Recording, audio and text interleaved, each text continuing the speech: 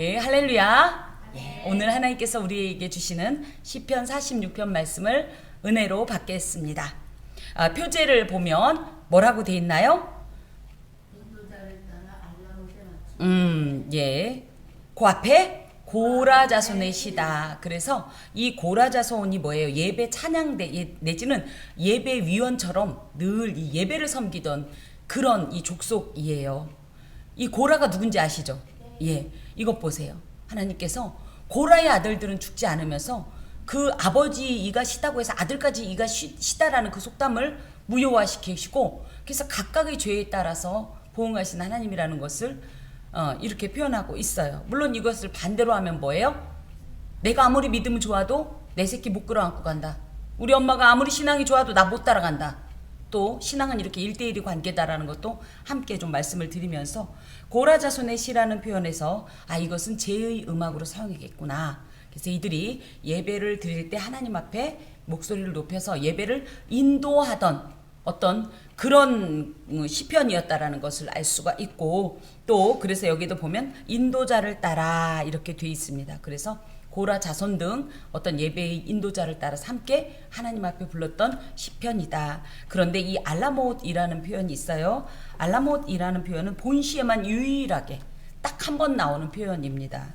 이 알라못이라는 속에는 여성, 약간 소프라노 음성 요런 표현이 들어있어서 아마 이것은 여성 합창단이 함께 하지 않았을까.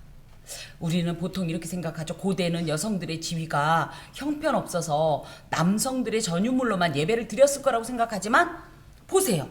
이렇게 오래된 이 시편 속에 여성 합창단도 예배의 멤버십을 가지고 함께 찬양했던 이런 흔적을 발견하게 된단 말이죠.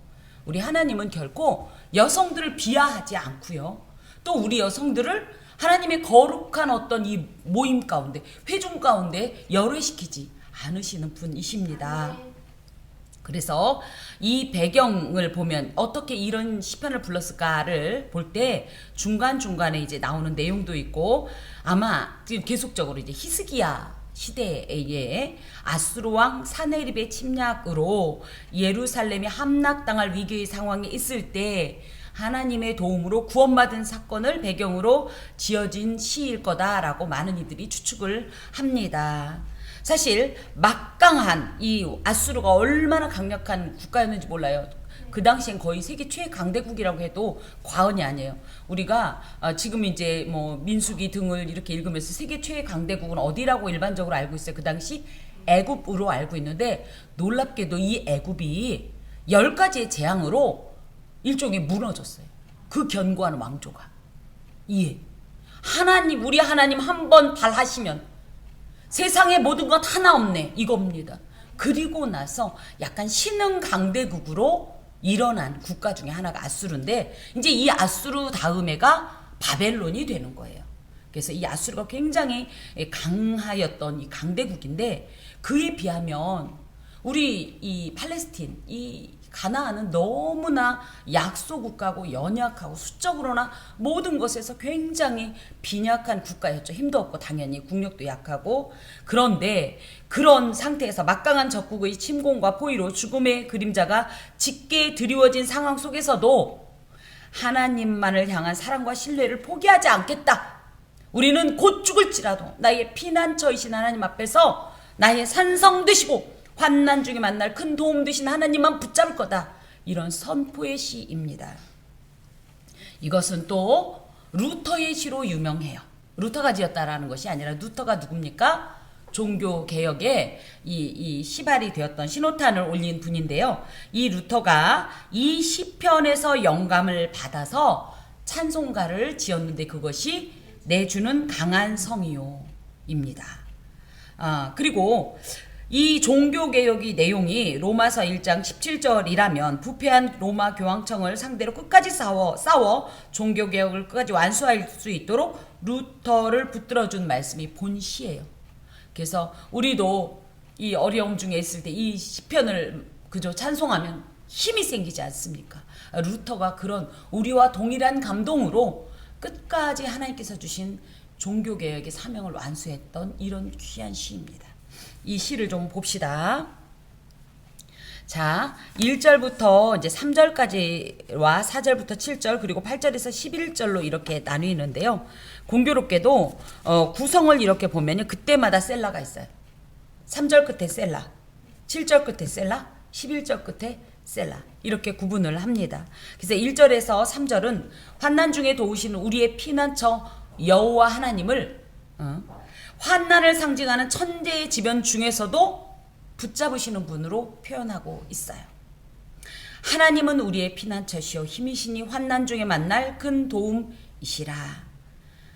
제가 그런 말씀 드렸습니다. 시편 1권에서는 하나님이 주로 여호와 하나님으로 여호와 신명이 고백되었다면 시편 2권에서는 엘로힘 하나님으로서 전능하시면서 이 삼위일체적 하나님께서 이 사역하시는 어떤 하나님의 전능성, 전지성, 이 하나님의 모든 속성들을 담은 그 여호와 신명 엘로힘을 사용합니다. 그래서 이 하나님은 우리의 피난처시오 할 때 이 하나님을 나는 전적으로 신뢰한다. 난 우리 하나님을 믿는다라는 이런 고백으로서 거기에 특히 우리의 피난처라는 표현에 우리라는 말은 나의 하나님이자 우리 모두의 하나님이라는 거예요. 개인적 고백을 넘어서 민족적, 공동체적 고백의 이 하나님의 이름을 부르는 것입니다. 우리도 나의 하나님도 되시고 우리의 하나님도 되심을 믿습니까? 네. 예, 그렇습니다. 그래서 이 우리의 하나님을 또 부를 때도 있고 나의 하나님을 부를 때도 있잖아요. 지금 이 기자는 우리의 하나님을 고백하면서 그 하나님이 누구냐 했더니 첫 번째 피난처래요. 피난처. 이 피난처라는 고백이 이 46편에 3번이 나옵니다. 1절에 나오고요. 또 어디에 나오냐면 7절에 나와요. 피난처. 그죠? 그리고 11절에 또 나옵니다. 피난처. 이 피난처라는 것은 마하세라는 말로 비바람과 같은 위험을 피할 수 있는 장소예요. 그래서 하나님은 당신의 백성을 환난과 위험으로부터 지켜주신 하나님으로 어떤 위험에도 철저히 보호하시는 분이시라는 고백을 이곳에 담고 있어요. 하나님만이 인간을 지켜주실 수 있는 참되고 안전한 도피처이시고 하나님 안에 있는 안전과 평강을 방해할 수 있는 존재는 아무도 이 땅에 존재하지 않는다. 이 표현이 피난처예요. 그래서 우리가 하나님 품에 안기면 우리가 이 안긴 이상은 누구도 우리를 이 품에서 빼앗아 갈 수 없는 거예요. 이 내용을 로마서 8장에 기록하고 있습니다. 그래서 로마서 8장 중에서도 31절에서 39절까지를 힘이 빠질 때마다 낙심이 될 때마다 의심이 될 때마다 찾아서 읽으세요. 이 세상에 그 어떤 것도 우리를 하나님의 사랑에서 예수 그리스도의 사랑에서 끊을 수가 없다. 환난이냐 곤고냐 적신이냐 칼이냐 그 어떤 것도 우리를 하나님께서부터 빼앗을 수 없다. 하나님께서 주시는 고요한 평안도 뺏길 수 없다. 그 감동 어린 은혜와 그 짜릿짜릿한 사랑도 우리는 절대 하나님 안에 있으면 뺏기지 않는다. 이런 고백이 이 피난처라는 고백에 있습니다. 그리고 또 하나님은 누구냐 했더니 힘이라는 거예요. 힘은 뭐예요? 굉장히 피난처는 조금 그죠? 방어적인 어떤 이런 자세를 표현한다면 힘 이럴 때는 뭘까요? 약간 공격적이고 굉장히 적극적인 어떤 그래서 공격적 차원에서 환난 및 대적과 싸워 이길 수 있는 능력을 주시는 그런 하나님이라는 거예요. 방어적 차원에서 성도를 보호해 주시는 거를 넘어서 하나님께서는 나의 사랑하는 백성, 나의 사랑하는 자녀를 괴롭게 하고 고통스럽게 하고 그래서 피눈물을 흘리게 한 그 원수의 공격으로부터 보호할 뿐 아니라 그들을 대적하시고 갚아주신다는 의미가 바로 이 힘에 있습니다. 하나님께서 직접 행하시기도 하고 때로는 우리에게 그 힘을 주시어서 우리가 그것을 또 감당하고 이겨낼 수 있도록 도우시는 하나님이라는 고백이에요. 그리고 또 우리 하나님은 누구냐 할 때 환난 중에 만날 큰 도움이라. 환난이라는 것이 그냥 단순한 어떤 어려움 정도가 아니에요. 이 영적 고통을 좀 우리가 느껴보면 영적 육적 고통을 느껴보면 이 환난이라는 것은 그야말로 벼랑 끝이에요.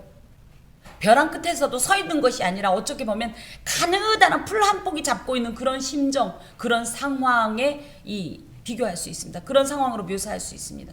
그럴 때 큰 도움은 무엇이겠습니까?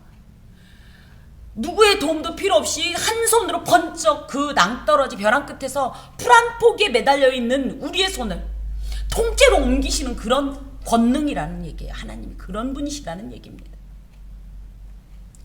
하나님께서는 사실 항상 성도들과 함께 계셔요. 하나님의 이름이 그래서 임마누엘 아니십니까? 하나님은 구약적으로도 신약적으로도 우리는 계속 임마누엘의 그 역사를 발견하게 하는 그런 하나님이고, 그런데 평소에는 잘 못 느끼는 거예요. 하나님이 나와 함께 하시나? 하지만 사실은 나는 이걸 감당할 수 없는 아주 예기치 못한 이 역경, 고난, 쪼임. 이게 어떤 심정인지 아시겠죠?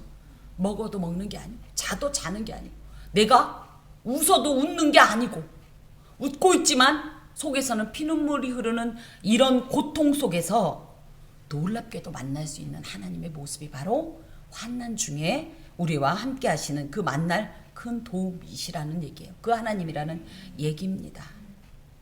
그런 의미에서 우리가 환난이 없었다면 하나님을 만날 수 없었다, 이렇게 좀 과격한 표현을 쓸 수도 있어요. 온실 속의 화초이길 원해요, 다들. 그렇지만 너무나 안타깝게 인간은요 교만하기 때문에 다급하지 않으면 주의 이름 부르지 않아요. 내가 할 수 있으면 하나님 필요 없어요. 내가 할 수 있는 능력인데 뭐 하나님이 필요합니까? 또 내지는 그렇게 절박하게 매달리지 않아요. 좋은데, 그러니까 뭐예요? 평안에 찬양하고, 그죠? 내 마음에 드는 찬양하고, 또 내 마음에 드는 뭐 하고, 내 마음에서 그냥 적절한 어떤 선을 유지한다면, 방금 얘기했던 이 환난을 차르라고 해요. 차르. 도무지 난 견딜 수 없는, 심지어 목이 쪼이는 것 같은 이런 상황이 되면요, 그때는 정말로 절박하고요, 정말 주님 없으면 못 산다는 표현이 저절로 나오는 이런 상황이 되는데, 이게 뭐냐?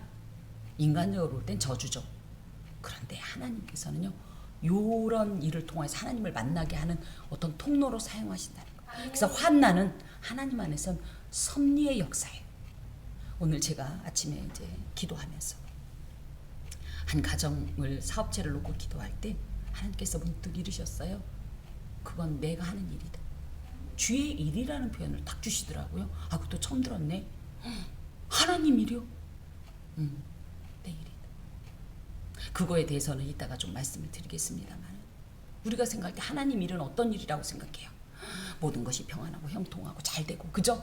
막 있고 막 충만해 충만, 부요 중에 부요, 풍요 중에 풍요, 이렇다고 알고 있는데 하나님의 일은 놀랍게도, 그래서 저 또한 하나님의 일이라는 생각을 안 했는데 하나님께서 주의 일이라는 표현을 하실 때, 와, 내가 또 착각했다, 또 속았다. 야, 성공하면 하나님 일이고 실패하면 하나님 일 아니냐? 그죠? 다 하나님 일인 거예요. 이 하나님의 일은 어떤 목적을 갖냐? 당신의 사랑하는 자녀를 온전한 영적 인격을, 인성을 가진 자로, 하나님을 닮은 자로, 정말로 그리스도의 군사로 양육하고 훈련하여서 하나님을 영화롭게 하고 하나님의 거룩한 목적에 온전히 쓰일 수 있는 그런 일꾼으로 성장시키는 것이 귀한 하나님의 목적인데, 그걸 위해서 하나님은 때로는 우리가 예상치 못한 것을 통하여서 일하시는데, 이것도 하나님의 일이라는 거예요. 근데 우리가 그러죠. 내가 이 기간을, 이 연단을 겪은 후에는 정금같이 하나님 앞에 나온다는 이 고백이 다시 한번 오늘 제가 하나님 앞에서 나오는 것을 보면서 감사했습니다. 하나님의 일은 이렇습니다. 우리가 볼 때는 저주요, 우리가 볼 때는 고통일지 모르지만 이 일을 통해서도 일을 하시는 하나님으로서 이 모든 것을 섭리적 차원에서 우리가 바라봐야 한다라는 것입니다. 자, 그러면서 그러므로 땅이 변하든지 산이 흔들려 바다 가운데 빠지든지 바닷물이 솟아나고 뛰놀든지 그것이 넘침으로 산이 흔들릴지라도, 이게 동원할 수 있는 모든 천재지변을 지금 다 동원한 거예요. 자연의 격심한 이변, 즉 뭐예요? 땅이 변하든지, 뭐예요? 지진이 일어난 거예요. 또 산사태가 일어나는 거예요. 산이 흔들렸어요. 그래서 바다 가운데 빠지든지, 산이 흔들리다 못해서 막 다 쏟아지는 거예요. 또 뭐가 있습니까? 바닷물이 솟아나고 뛰놀든지, 해일, 또 뭡니까? 그것이 넘침으로 산이 흔들릴지라도, 산 꼭대기까지 물이 차는 홍수, 이런 천재지변 속에서도 결론이 뭡니까? 우리는 두려워하지 아니하리로다. 사실 이것은 현재 이스라엘이 당하는 극심한 환난을 표현하는 말입니다. 그래서 특별히 땅이 변한다라는 얘기는 현재 이스라엘이 당면하고 있는 어찌할 수 없는 불가항력적 큰 재난으로서 땅은 뭡니까? 사람의 터전이에요. 삶의 터전이에요. 삶의 터전이 다 쪼개지고 무너지고 부서져서 상실된 거예요. 지진이 일어나면 어떻게 돼요? 다 쪼개지고 어긋나고, 그래서 더 이상 그곳에 거하지 못하는 이런 상황이라는 거예요. 우리의 상황 또한 이럴 수 있어요. 이런 일을 만나게 됩니다. 아이고 나는 만나기 싫어. 아니요. 하나님께서는 이것을 통하여서 또 일하시는 하나님이라는 거예요. 그런 내용이 성경에 없으면 모르겠는데 성경이 다 나오잖아요. 다 나오잖아요. 우리의 이론대로라면 이스라엘은 하나님의 백성이니까 어떻게 써야 돼요? 쬐끄만 나라가 세계 강대국이 돼서 막 흔들었어야 되겠죠? 그런데 그런 일은 없었어요. 그런 일은 없었어요. 똑같습니다. 또 산이 흔들려 바다 가운데 빠진다라는 것은, 산은 뭡니까? 절대 요동치 않죠. 그래서 여호와를 나의 산이라고 고백하지 않습니까? 견고함을 상징하는 산이 흔들려서 바다에 빠지는 것처럼 하나님께서 세우시었기 때문에 견고하리라고 믿었던 이스라엘이 이방 나라에 의해서 침략당하는 상황입니다. 마찬가지. 하나님 믿으면 우리는 형통할 거야. 우린 잘 될 거야. 복 받을 거야.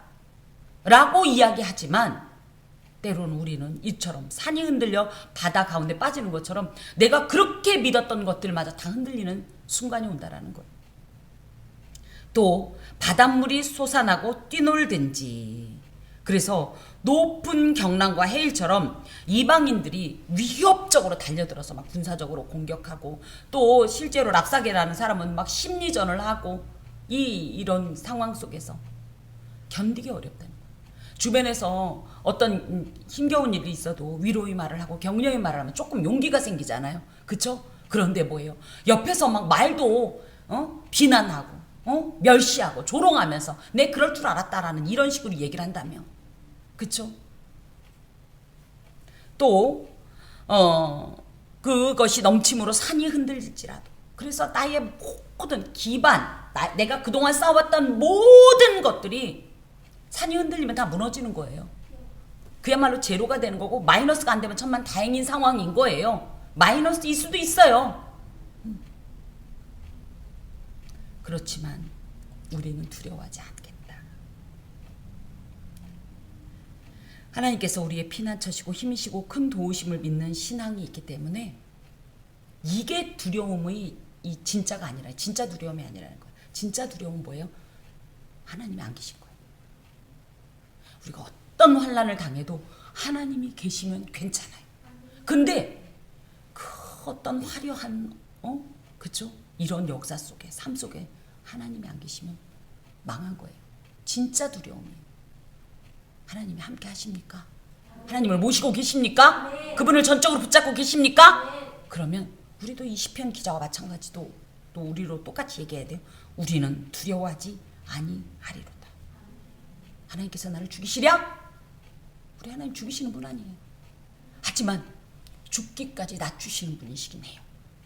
완전히 낮아지고 내가 하나님 앞에 쌓았던 모든 것들이 처참하게 무너지고 정말 더 이상은 하나님밖에 없어요 라고 하는 그 순간에 하나님께서는 새로운 역사를 다시 세우세요. 그걸 알았으니 백성들이 셀라라는 고백을 하는, 이 영적 고향, 그 생각을 하니까 눈앞에 보이는 건 기가 막힌 거예요. 이방의 공격으로 인해서 정말 우리는 곧 죽었다, 다 망했다, 이러는 상황인데 이 사실을 다시 한번 확인하니 가슴에 이 거룩한 고향감이 올라오면서 맞아 우리 하나님이 죽었냐? 우리 하나님이 떠나셨냐? 우리에겐 하나님이 계시다. 하나님이 나의 모든 것이고 하나님만 계시면 된다. 지금 이 고백이 있어.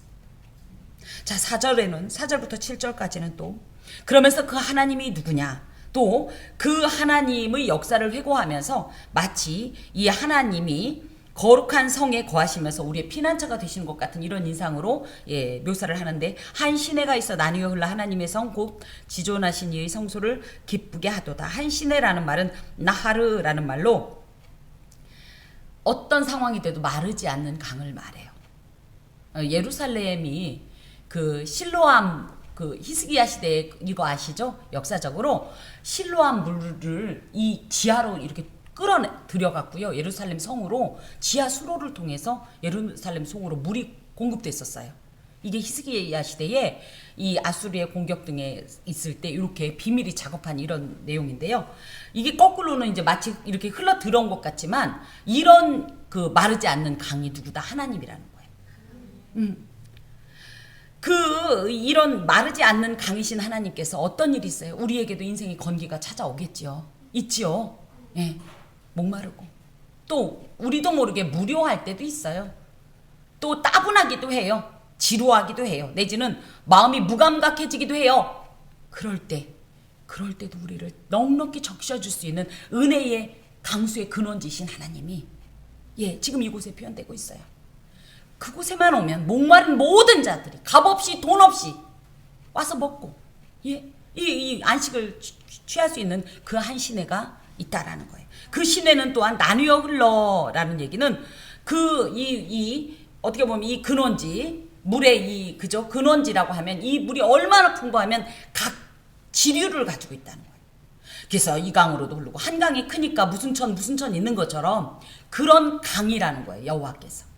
그래서 여러 지류를 가지고 있는 이 시내가 전 지역을 고르게 적신다는 거예요. 기쁨의 원천이요, 은혜의 원천이요, 생명의 원천이요, 소망의 원천이신 하나님을 고백합니다.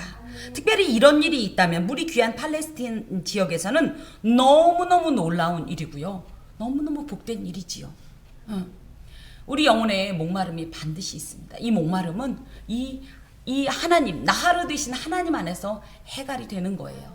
그리고 그분은 아이고야 어떡하냐, 어떠니 너한테 줄 거 없다 이런 거 없어요.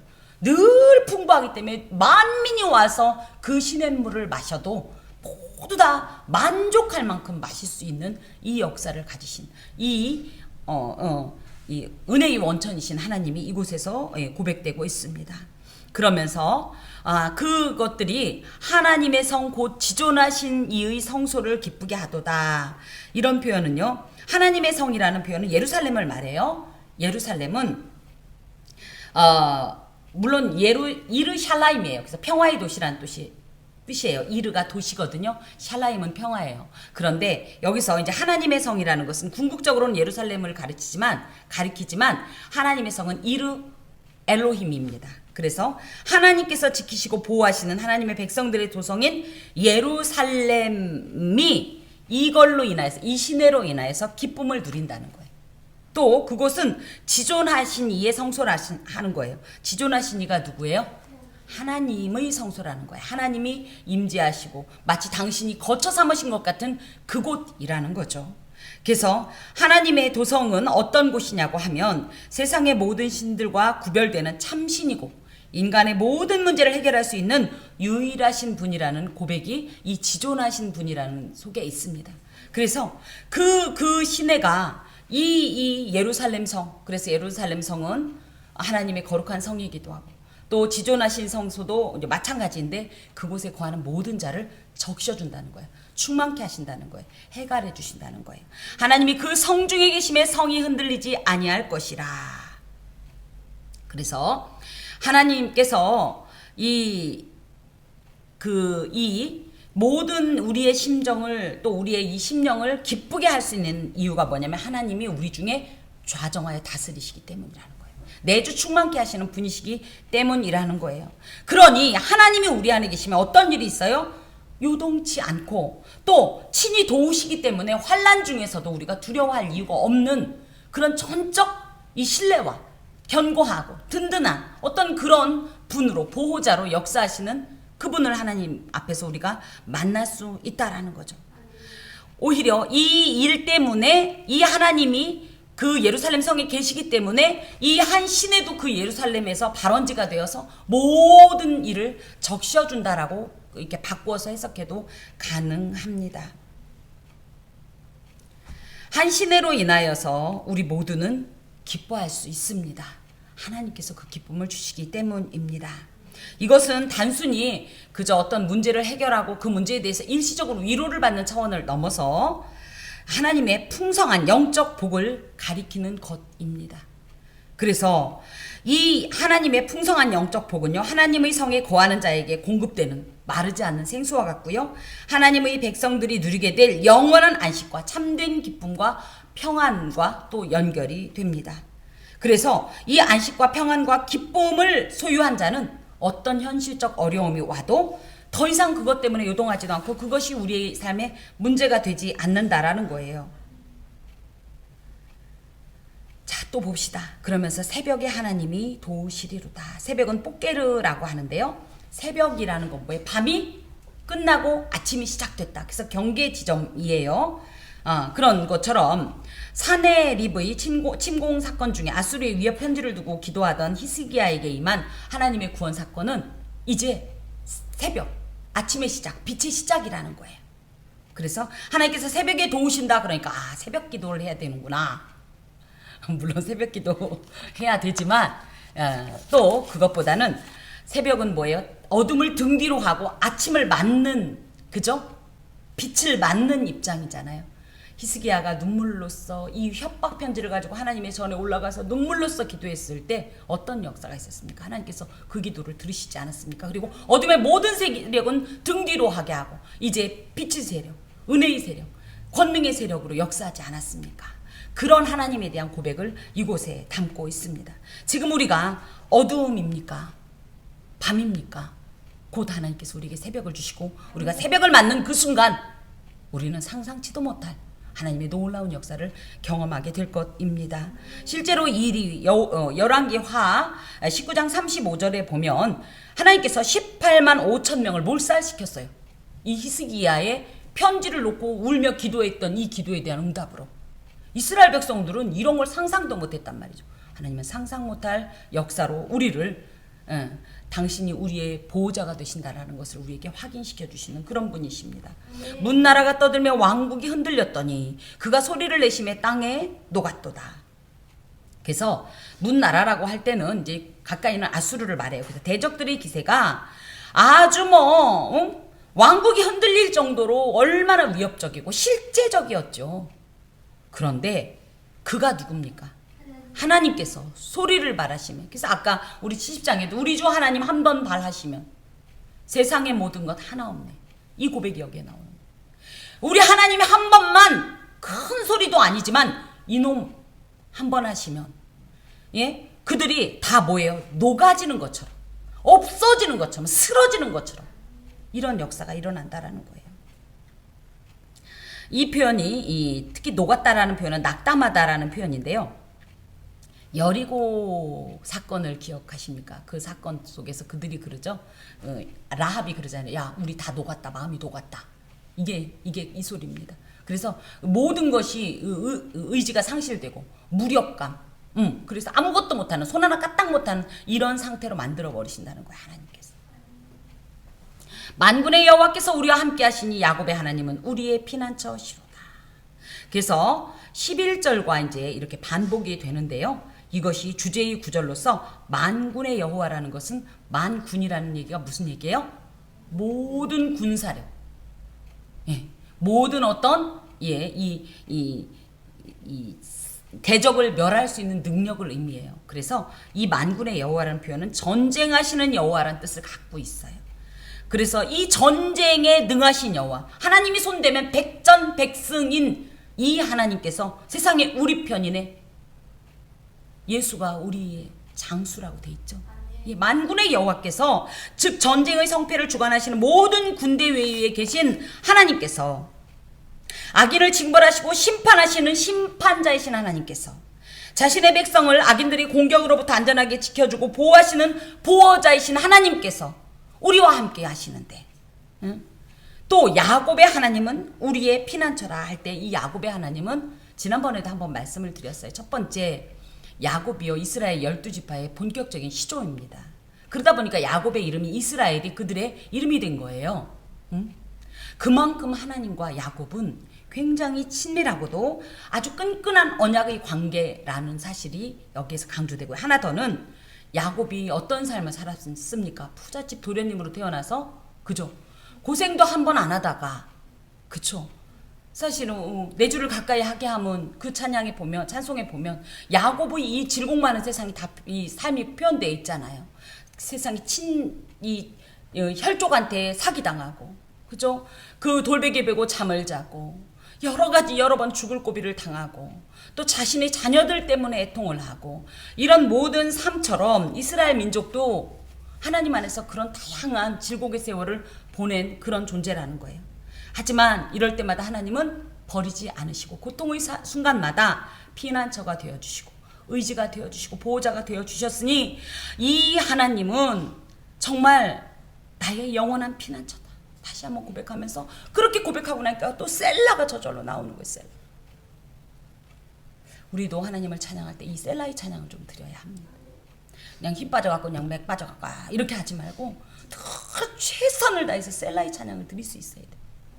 자, 와서 여호와의 행적을 볼지어다. 그가 땅을 황무지로 만들었도다. 와서 야 니들 와서 봐. 우리가 고백하고 우리가 신뢰하는 그 하나님이 누군지 그분이 어떤 일을 하시는지 와서 봐. 어떤 일을 봐. 자, 첫 번째 그가 땅을 황무지로 만들었도다. 적진을 황폐화시켰도다. 그래서 실제로 사네립의 군대는요 이스라엘이 싸운 게 아니에요. 하나님이 싸웠어요. 이 쥐들은 왜 당했는지도 모르고 다 당해서 초토화가 됐어요. 그 내용들이 열왕기 하에 다 있습니다. 그리고 다시는 선미 이스라엘을 공격할 수 없도록 군대를 무력화시켰는데요. 보세요. 활을 꺾어버렸어요. 아니 활을 꺾으면 이 활을 쏠 수가 있냐고요. 또 뭐예요? 창을 끊어버렸어요. 창의 특징 뭡니까? 길어서 찔러야 되는데 그걸 끊었으니. 수레는 뭡니까? 병거를 말해요. 전쟁 탱크를 말해요. 이거 다 불살라버렸어요. 그랬으니 다시 싸울 수가 없다라는 얘기예요. 자, 이런 상황인 것처럼 하나님께서는 당신의 백성들을 억압하고 대적하고 공격하는 이들에게 이렇게 하나님께서 갚으신다는 얘기예요. 그리고 이것이 궁극적이고 종말론적으로는 예수께서 재림하실 때 하나님께 대적하던 악인들에게 행하신 우리의 원수 대적 사탄 마귀에게 행하시는 모든 일입니다. 그래서 뭡니까? 더 이상 이 사탄은 자신의 본거지를 잃어버렸어요. 어디에 거할지 몰라요. 결국 무적행으로 내리꽂혀지는 거예요. 그리고 다시는 죽음을 예수께서 이기셨지. 죽음으로 협박하는 것도 이제 말빨이 안 먹히네. 예수 믿는 사람한테 니네 죽인다? 그래봤자 우린 뭐예요? 그래 죽으면 영광. 우린 천국 갈 거니까 이러는 애들한테 죽인다라고 이게 아무리 협박해봤자. 그죠? 야 병 들었다. 너 병 준다? 그래. 내가 살아도 하나님께 영광 죽어도 영광 이러는데 병 준다고 무슨 겁박이 되겠습니까? 야 너네 완전히 가난해서 거지 만든다? 그래 빈손으로 왔으니 빈손으로 가는 거지 뭐. 하나님 나라가 내 건데 뭐 야 괜찮아 너 가져. 이러는데 무슨 얘들이 이게 통하겠냐고요. 하나님 이게 역사가 예수 그리스도의 역사 때문이에요. 예수 그리스도의 십자가의 이 역사와 능력으로 말미암아 안 그랬으면 우리 어떻게 해요? 죽으면 끝인데 얼마나 두려워요. 그죠? 소망이 없는데 다 뺏기면 얼마나 무섭겠어요.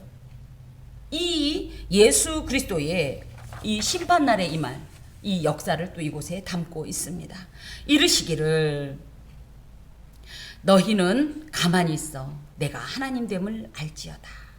하나님께서 말씀하시는 거예요. 지금까지는 이스라엘 백성이 내지는 이 시편 기자가 하나님 앞에 이렇게 고백하는 내용이었다면 갑자기 하나님께서 딱 개입하시면서 딱 하나님께서 선언하시는데 첫 번째 뭐예요?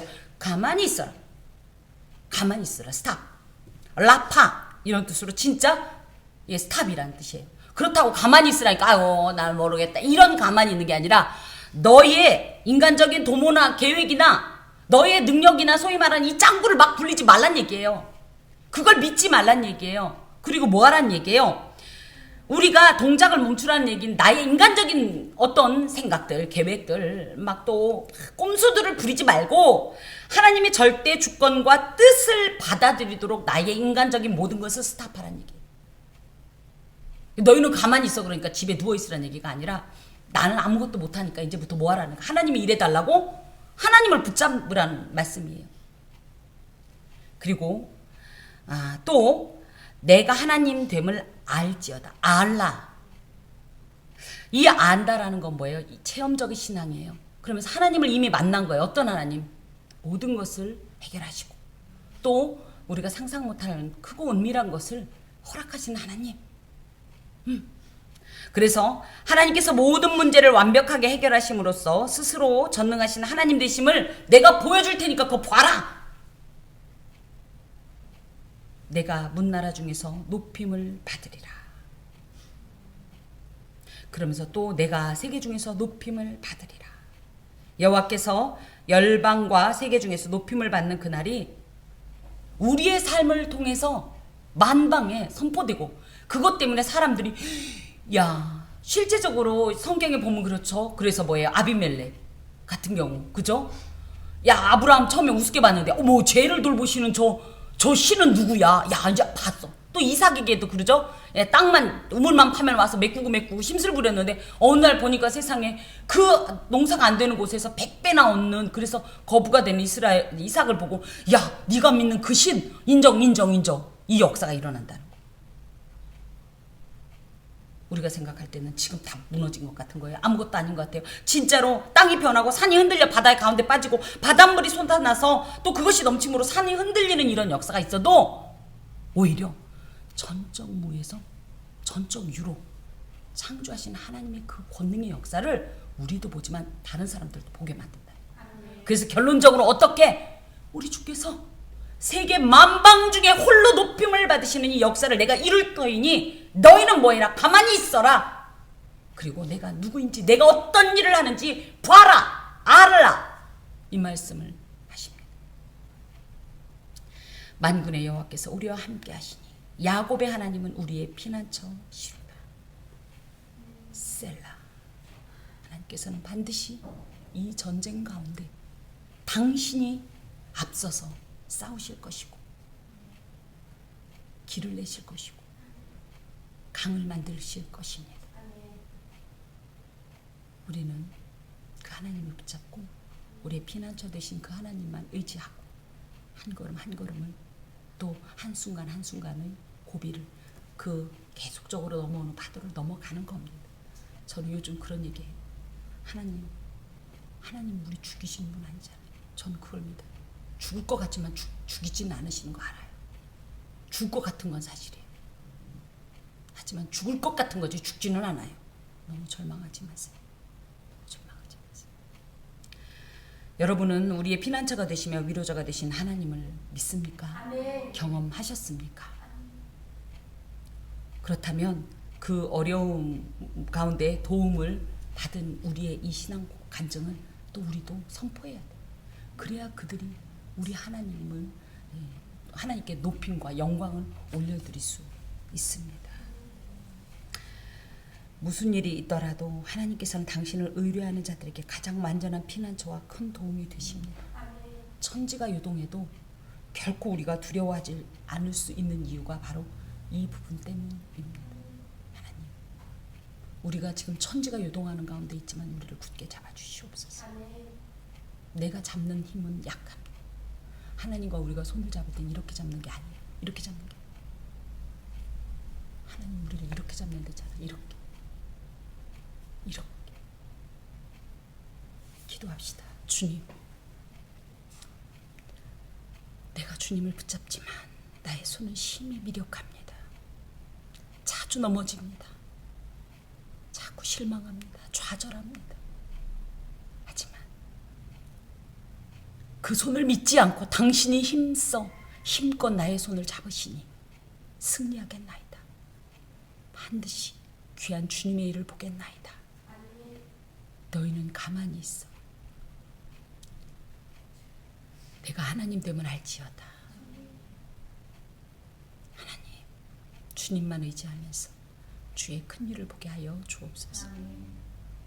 예수 그리스도의 이름으로 기도하오며 주 예수 그리스도의 은혜와 하나님의 사랑과 성령의 교통하시니 은총을 입은 함께하는 교회 모든 권속과 그 삶에 영원히 함께하옵시기를 간절히 축원하옵나이다. 아멘. 아멘.